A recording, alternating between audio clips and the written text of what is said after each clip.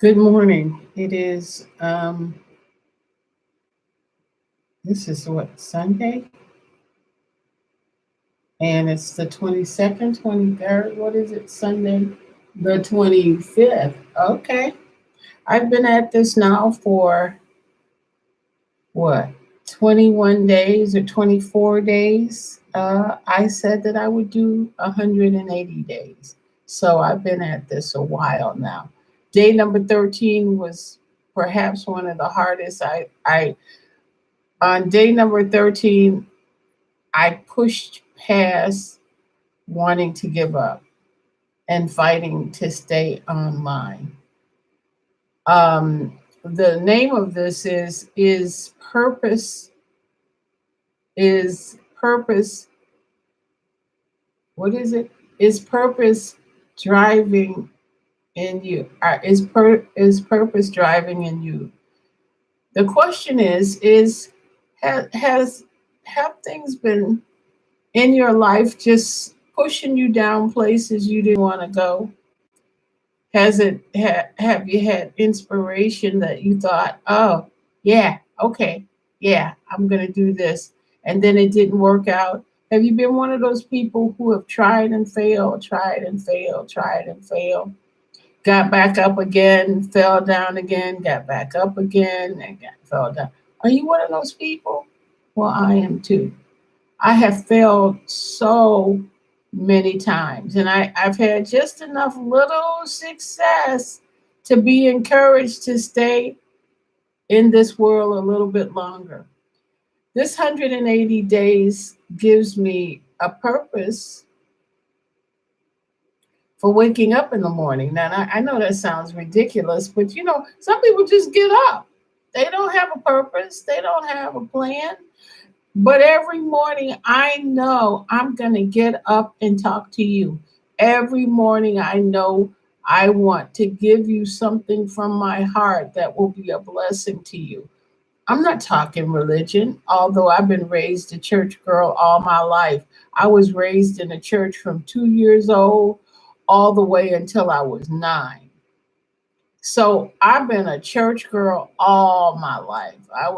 I was fasting and praying as a kid, looking weird. My parents would fast for 30 days and not even drink water or eat food. I mean, looking wild eyed and stuff. I mean, they were all trying to meet Jesus. They were all trying to get close to God.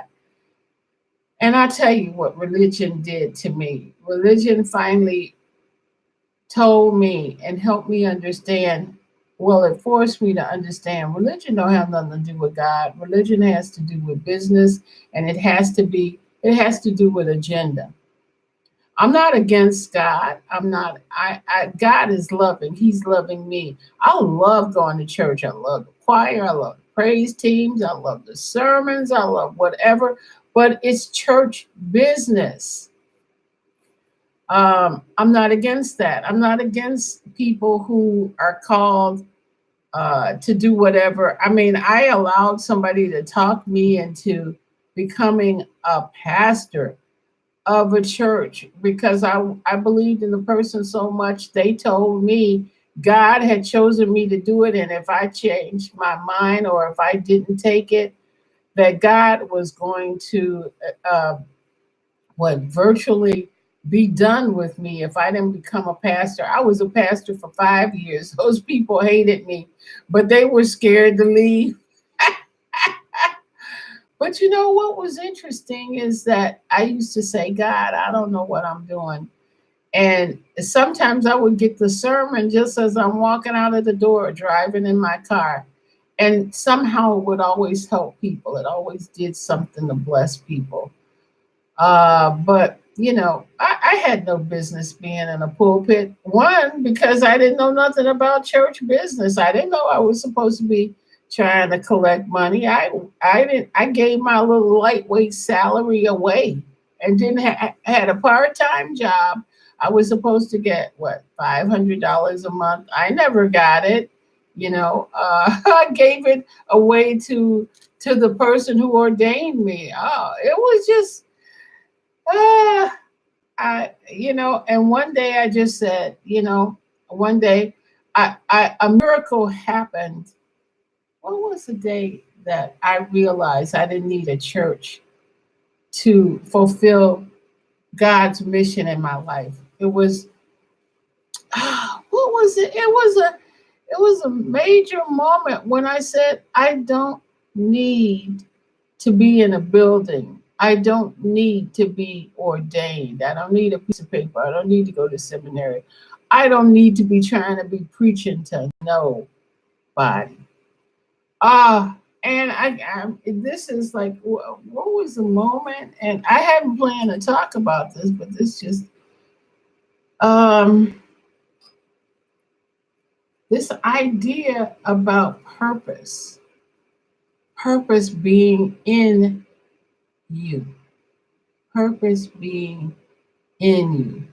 It will steer you, it will seem to distract you, but purpose in you somehow wheels around and around. And Lena Horne once said that the things that happened to her, she put, because so many things painful had happened, she lost so many people or whatever, and she talked about her gut, her inner self, her soul was a wearing blender.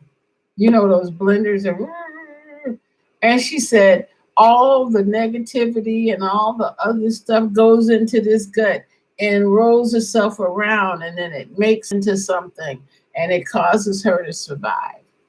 Well, I had that too. I had that wearing blender thing. I've always kind of kept that.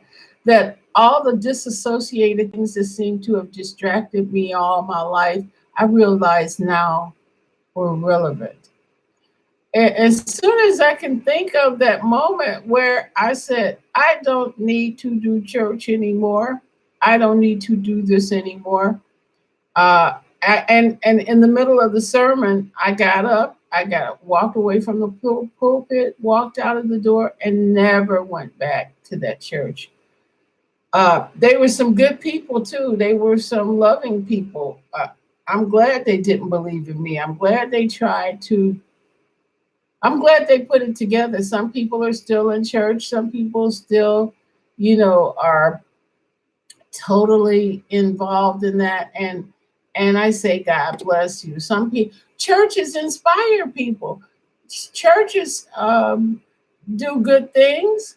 I just think that how come you need to raise $4 billion to help people? How come those 500,000 people that are in your church? How come each one of them can't do something effectively one on one? I don't have a problem with that. I think some churches are doing whatever, but I wonder, after you give all that money, what what how does it enable you? And I think sometimes, well, I mean, people are free to comment. I'm not trying to blow off church or anything, or blow off going to church, because my friend is suddenly coming alive again because she's getting the word. Because see, I have to live the word every day. I have to pickle myself in the word, or I couldn't do this. If I didn't believe that talking to you is going to make a difference in your life, I couldn't do it. I couldn't do this. If I didn't think affordable housing was a mission, I wouldn't think about it. If I didn't think bringing people to you and sharing their lives with you would help you, I don't know what to tell you. Um, but purpose is in all of us. There's a destiny in all of us. I remember my friend Mary Lewis, she was saying, she was 93 or 92 when she died. And she was always saying, I don't know, Venice. I'm always looking for my purpose. She said, I don't know what it is. I don't know what my purpose is. I don't know whether she ever came to that. The last conversation she said, I don't know what my purpose is, but for me, her purpose was God sent her to me to be an unshakable support, an unshakable friend who told me no matter what, you're going to make it, Venice. One day, one thing, she and my mom became a choir, a praise choir of one day. Something you touch is going to turn to gold. One day, just keep working at it. It don't matter if it failed. Do it again. Do it again. Do it again. Ah, both of those people who were like my support, where I can't even tell you about it, died. When my mom died, and when Mary left this planet, can you imagine talking to somebody for what 15 years of your life every day? That little Irish lady, she was wonderful. My mom, she was wonderful. Wasn't demonstrative, but she was wonderful. When I come back, I'm going to tell you the story that changed church for me and changed my thinking that only church could help me reach people. I can't remember what it is now, but I will come back to you. Thank you. I just want to say this, though. Purpose is driving your life at this very moment. It may not be clear to you. It may not be clear to you at this time, but I remember Daniel, the prophet Daniel prayed. He had asked God to forgive his people and to forgive their sins and to provide them with direction and restore them or whatever. And he prayed and he waited for God to answer his prayer. I gotta find that in the book of Daniel. And Daniel could not.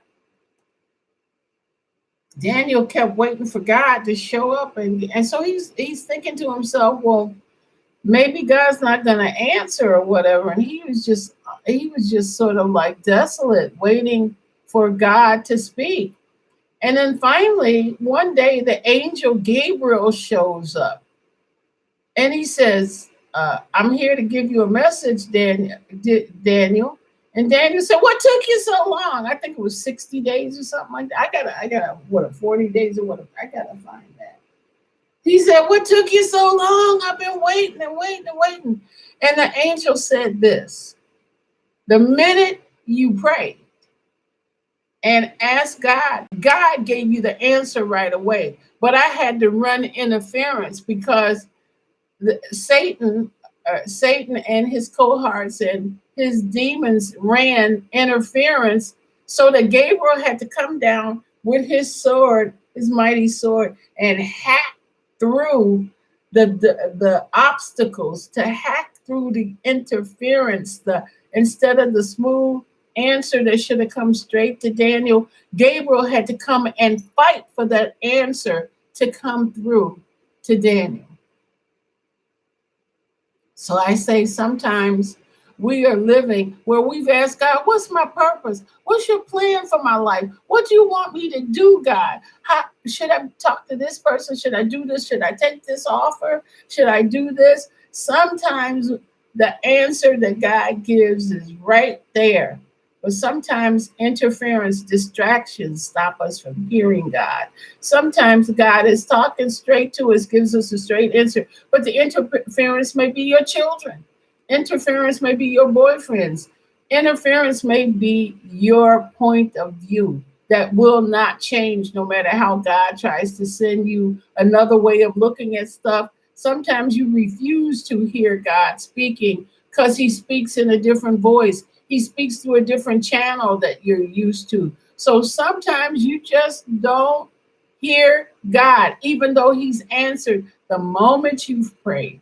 I'll challenge you to go to the book of Daniel and read the story about the angel Gabriel appearing and telling Daniel about the interference he had to run. He had to fight the devil to get the message through to Daniel. So if you know it, put it on here and give it, and then I'll share it with everybody. But anyway, like I told you, I will come back with the moment that changed my idea of church and a pulpit and all that. Have a good one.